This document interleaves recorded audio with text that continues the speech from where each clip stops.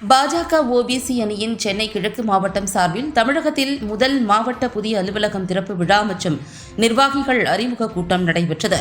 சென்னை மேடவாக்கத்தில் பாஜக ஓபிசி அணியின் சென்னை கிழக்கு மாவட்டம் சார்பாக மாவட்ட புதிய அலுவலகம் திறப்பு விழா மற்றும் நிர்வாகிகள் அறிமுக கூட்டம் நடைபெற்றது.